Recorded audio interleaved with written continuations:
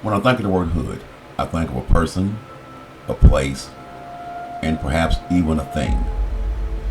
I'm Sir Creepsta, and welcome to Muhlenberg County Ghost Stories from the Hood. Tonight's tale of terror is entitled A Visit from the Devil. Only God knows why so many things dealing with the strange and unknown seem to play such a huge role in my and many of my peers' lives. All I know for sure is that the stories that I do share with you are true. So sit back, relax, grab some snacks, and be terrified by yet another Muhlenberg County ghost story from the hood. As kids, we often would visit one another's homes to just chill with or perhaps even engage in a backyard game or two. The visit would usually last for hours, especially if we were having fun.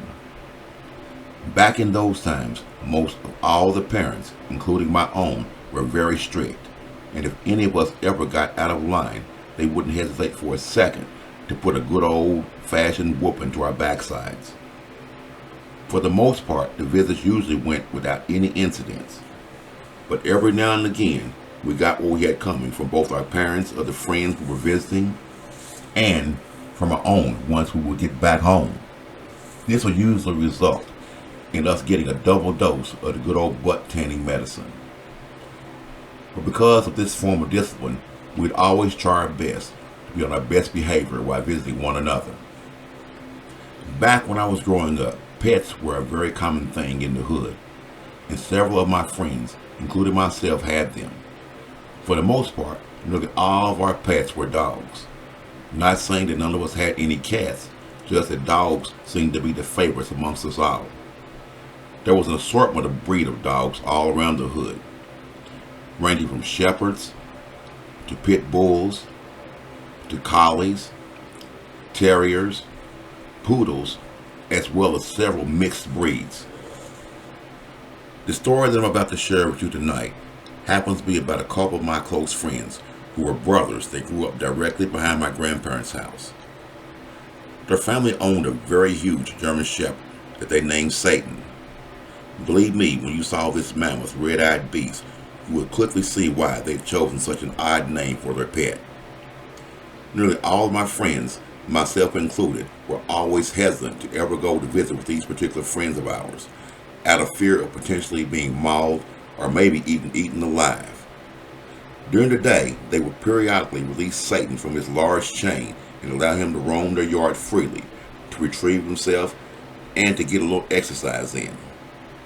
With this brief moment of freedom, Satan would take total advantage of it, daring anyone to enter into his devilish playground without permission from the owners. So we would sit and wait until we saw one of our friends hanging outside, then shout out to them, asking if it was okay for us to come into your yard to hang out. Upon hearing the story that I'm about to tell you for the first time from my two friends, I immediately thought that it was something out of a classic horror movie. There was no way that this could be true. But once they both assured me that not only did they witness the whole ordeal, but that their parents did as well. So here it goes. According to the two brothers, it was on a Halloween night back in the mid to late 70s when a visitor from hell actually showed its ugly face here on Earth. Everything had been going smoothly, and most of all the trick-or-treaters had come and gone from their parents' house. And soon after, the two of them made it safely back from an evening of trick-or-treating themselves. The rest of the family had been gathered together at the table in their kitchen, anxiously awaiting their return. Once returning home, they, like most of us, all of us, did the traditional thing with their candy, which was dump it out either on the floor or on the table, and then rampage through it, separating the assortment of candy bars from the rest of all the other candy. After being home for about an hour and a half or so, our friends told me that they heard a faint knock at their door, immediately assuming there was a last-minute trick-or-treater. The younger brother told me that he picked up the large candy bowl from the table and then went to answer the door. Not noticing anything out of the ordinary at first, he proceeded to open the door. And before he could do anything, their dog Satan burst through it, and ran emphatically under their kitchen table. This caught everyone hanging out at the kitchen table by surprise for two reasons. The first one being that Satan never allowed anyone to just walk up to the door without barking at them like crazy. The other reason was that Satan simply wasn't afraid of anything. So to see him react in such a frightened way was mind-boggling to them all, to say the least. After listening to my friend's story up to this point, you can imagine that I was becoming immensely terrified as well as curious. But it was what the two of them said next that completely took me over the edge. And it will forever be one of the most frightening stories anyone had ever told me since. According to my two friends, right after Satan had ran and hid up under the table, a momentary sound of silence overtook the entire room. Then the front door slowly opened up, and entering into their home was what appeared to be a person fully dressed in a devil's costume, one like none of them had ever seen before. The two of my friends said it seemed as if the mask itself blended into the skin of the person perfectly. So perfect, in fact, that it didn't even look like a mask at all. The devilish figure then proceeded to just walk slowly around the kitchen table, not saying a word to anyone, just staring them down from head to toe with his piercing red eyes. All along while this was happening, Satan never budged. He just remained up under the table with his ears flopped down and his tail tucked between his legs. My friend said it seemed as if they were all in some sort of temporary trance-like state. They told me that the whole ordeal probably only lasted for about 3 or 4 minutes, but it seemed as if it had lasted a lifetime. And before they knew what was happening, the devilish figure had made its way completely around the entire table, and then just left out the door.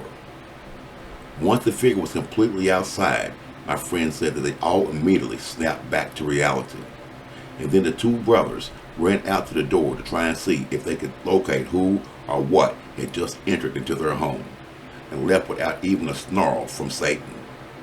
But they saw nothing outside the front yard, nor around their home. And for the rest of the night, none of them were able to get Satan to budge when they tried to get him to come from out under the table. According to them, it wouldn't be until the next afternoon before Satan would step foot back outside. Many years have passed by since that dreadful Halloween night, and according to my friends, none of his family members were ever able to determine who or what it was that had come into their home unwelcomed, frightening everyone, including their dog, so bad. They also told me that from that night on, Satan was never quite the same, that no matter what, he always insisted upon coming into the house once it got dark. So a word to the wise: if you're ever in Central City around Halloween, take caution and observe all costumes carefully, especially the ones that resemble the devil and look too good to be true, or it might be the devil himself paying another trick-or-treat visit to the hood. I'm Sir Creepsta, and until next time, stay terrified. Ha ha ha ha ha ha ha ha ha ha ha ha.